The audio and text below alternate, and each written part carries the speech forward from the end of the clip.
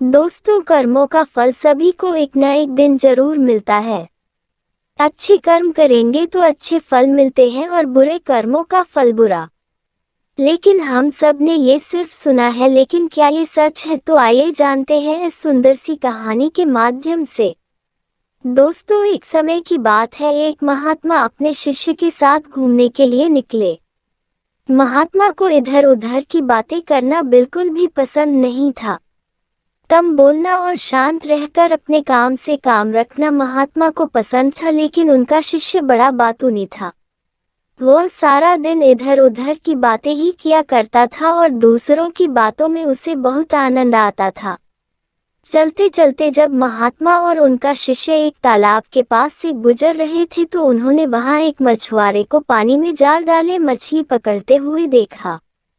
शिष्य को यह बात बहुत बुरी लगी और वह मछुआरे को अहिंसा परमो धर्म का उपदेश देने लगा, लेकिन मछुआरा उसकी कोई बात समझने को तैयार नहीं हुआ। पहले मछुआरा शिष्य की बात को टालता रहा, लेकिन जब शिष्य उसकी बात नहीं माना तो दोनों के बीच में लड़ाई झगड़ा शुरू हो गया। जब दोनों आपस में बहस कर रहे थे तो महात्मा आगे निकल गए थे, लेकिन जब महात्मा ने दोनों को आपस में झगड़ते हुए देखा तो वह वापस लौटे और शिष्य को अपने साथ चलने के लिए कहा और शिष्य का हाथ पकड़कर महात्मा उसको अपने साथ ले गए। महात्मा ने शिष्य को कहा, बेटा, हमारा काम तो सिर्फ समझाना है, लेकिन भगवान ने हमें सजा देने के लिए धरती पर नहीं भेजा है। शिष्य ने कहा, गुरुजी, हमारे राजा को इस तरह के लोगों के बारे में पता है जो इस तरह के बुरे कार्य करते हैं और ना ही वह इनको दंड देते हैं। आखिर इस तरह के लोगों को सजा कौन देगा? शिष्य की बात सुनकर महात्मा ने कहा कि बेटा, तुम परेशान मत हो, इनको सजा देने वाली भी एक अलौकिक शक्ति इस दुनिया में है जो सब कुछ जानती है। भगवान की नज़र सबके ऊपर है और वह सबके कर्मों का हिसाब रखते हैं, इसलिए तुम अभी चलो, तुम्हारा उससे झगड़ा करने का कोई फायदा नहीं है। शिष्य गुरु जी की बात सुनकर संतुष्ट हो गया और उनके साथ चल दिया। इस बात को बीते हुए 2 वर्ष का समय निकल चुका था। एक दिन महात्मा और उनका शिष्य फिर उसी नदी के पास से गुजर रहे थे। शिष्य भी 2 साल पहले वाली मछुआरे वाली घटना भूल चुका था। वहां उन्होंने एक घायल सांप को देखा जो बहुत परेशानी में था। उस सांप को हजारों चींटियां नोच नोच कर खा रही थी। शिष्य ने ये दृश्य देखा तो उसका दिल करुणा से भर गया। उससे ये सब देखा नहीं गया। वह सांप को बचाने के लिए जाने ही लगा था कि महात्मा ने उसका हाथ पकड़ लिया और उसको जाने से मना कर दिया।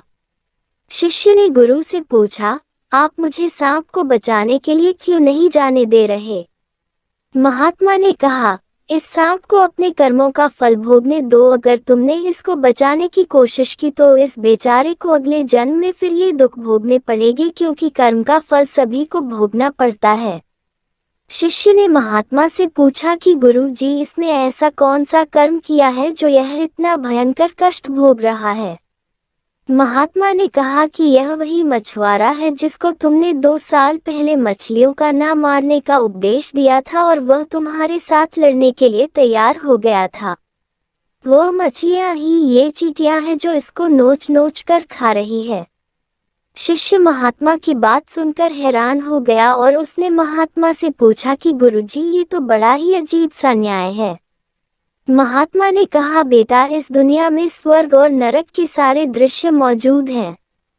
तुम्हें इस धरती पर हर जगह ईश्वर के न्याय के नमूने देखने को मिल सकते हैं, इसलिए अपने कर्म को हमेशा याद रखना चाहिए, क्योंकि सच यही है, जो हम करेंगे वही एक दिन हमें भोगना ही पड़ेगा।